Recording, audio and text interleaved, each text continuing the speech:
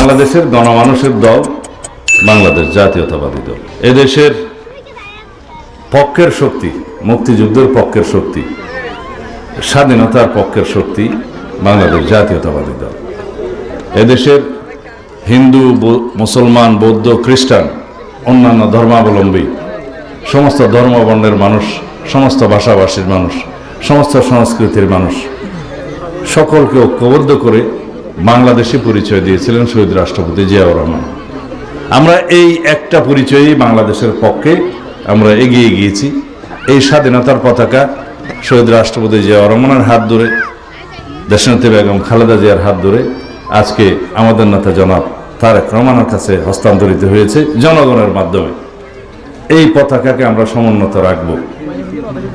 এদেশের স্বাধীনতায় যারা বিশ্বাস করেনি, তারা ধর্মের ভিত্তিতে রাজনৈতিক বিভাজন করতে চায়। এদেশের মানুষ এটা চায় না। আমরা সবাই বাংলাদেশি পরিচয়ে পরিচিত। আমাদেরকে ঐক্যবদ্ধ থাকতে হবে। এই দেশের স্বাধীনতা, সার্বভৌমত্বকে সুরক্ষিত রাখতে হবে। এদেশে গণতন্ত্র বিলুপ্ত হয়ে গিয়েছিল।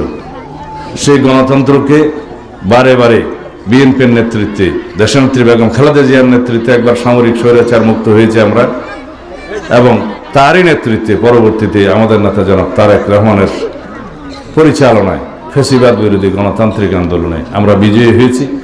এদেশের মানুষ ছাত্র গণ অভ্যুত্থান সংগঠিত করেছে, শত সহস্র শহীদ হয়েছে, আমাদের সন্তানরা রাজপথে রক্ত দিয়েছে। তাদের আকাঙ্ক্ষা এদেশে একটি শক্তিশালী গণতান্ত্রিক ব্যবস্থা প্রতিষ্ঠিত হবে, বৈষম্যহীন গণতান্ত্রিক সমাজ ব্যবস্থা প্রতিষ্ঠিত হবে, রাষ্ট্র ব্যবস্থা প্রতিষ্ঠিত হবে, এবং একটি শক্তিশালী গণতান্ত্রিক সরকার এদেশে প্রতিষ্ঠিত হবে, যার মালিক হবে এদেশের সকল জনগণ। আমরা এই দেশের মালিক, সকল জনগণ এই দেশের মালিক।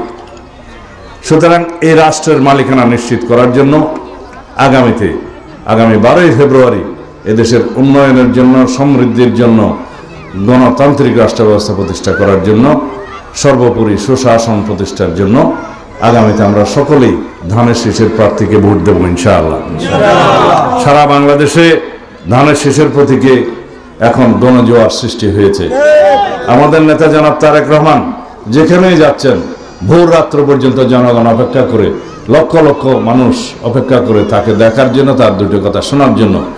তারা আস্থা রেখেছে, তারা ভরসা রাখতে চায় তাদের নেতার উপরে। তিনি কথা দিয়েছেন, আই হ্যাভ এ প্ল্যান, আমাদের একটা পরিকল্পনা আছে এই দেশের মানুষের জন্য, এই দেশের জন্য। সেই পরিকল্পনা অনুসারে আপনারা জানেন আমরা বিভিন্ন কর্মসূচি হাতে নিয়েছি। সেই কর্মসূচির একটা আমার মা বোনদের উদ্দেশ্যে বলতে চাই, তার মধ্যে হচ্ছে ফ্যামিলি কার্ড। এই ফ্যামিলি কার্ডটা কি? কার্ডগুলো নিয়ে আসতে। এই ফ্যামিলি কার্ডটা কি? যার হাতে এই ফ্যামিলি কার্ড থাকবে তিনি হবেন পরিবারের প্রধান মহিলা কর্ত্রী। তিনি মর্যাদা প্রাপ্ত হবেন, সম্মানিত হবেন, নারীর ক্ষমতায়ন হবে এবং তার অর্থনৈতিক অবস্থার উন্নতি হবে। এই ফ্যামিলি কার্ডের মধ্য দিয়ে তিনি সারা মাসের প্রয়োজনীয়, নিত্য প্রয়োজনীয় দ্রব্যের একটি অংশ বিনামূল্যে পাবেন। ক্রমান্বয়ে আমরা সকল পরিবারের কাছে যাব যাদের অর্থনৈতিক অবস্থা ভালো নয়। আমরা হিসাব করে দেখেছি এই দেশে 4 থেকে 4.5 কোটি পরিবার আছে। আমরা ক্রমান্বয়ে সকলের কাছে পৌঁছাবো। আমাদের একটি পরিকল্পনা আছে।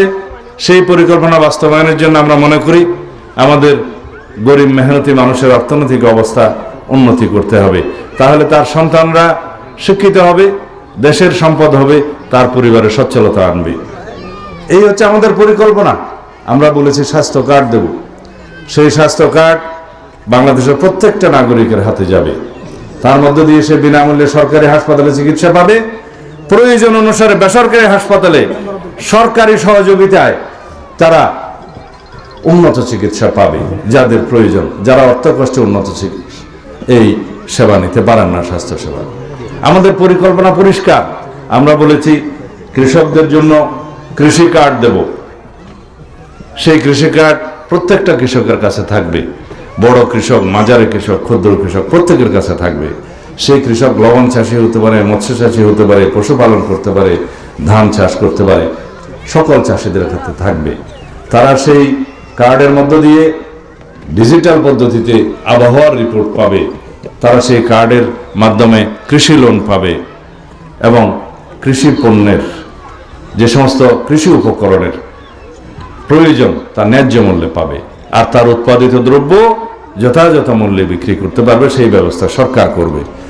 এবং পচনশীল কৃষি দ্রব্যের সংরক্ষণের জন্য সরকার প্রয়োজনীয় ক্ষেত্রে জায়গায় জায়গায় সংরক্ষণাগার করবে, প্রাকৃতিক পদ্ধতিতেও সংরক্ষণাগার করা যায়।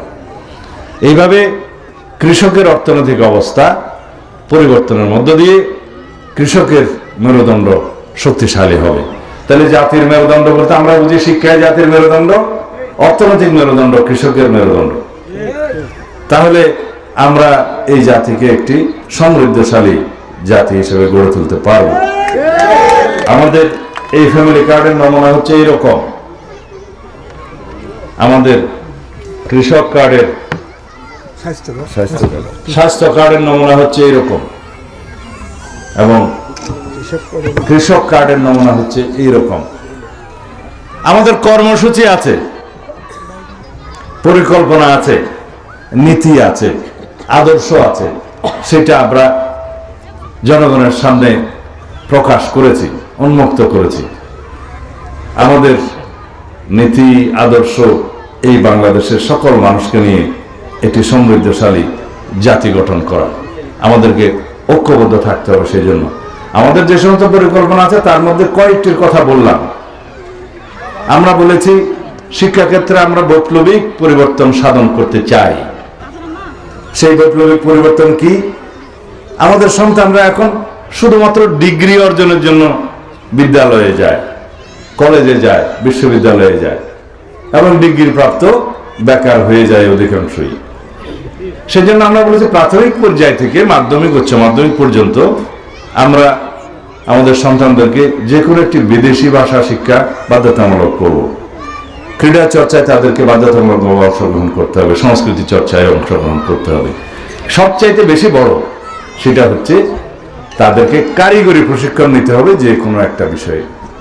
সেই কারিগরি প্রশিক্ষণটা প্রাপ্ত শিক্ষার্থী তার শিক্ষা জীবন শেষে নিজের কর্মসংস্থান নিজে করতে পারবে, অথবা চাকরির সংস্থান করতে পারবে দেশে এবং বিদেশে।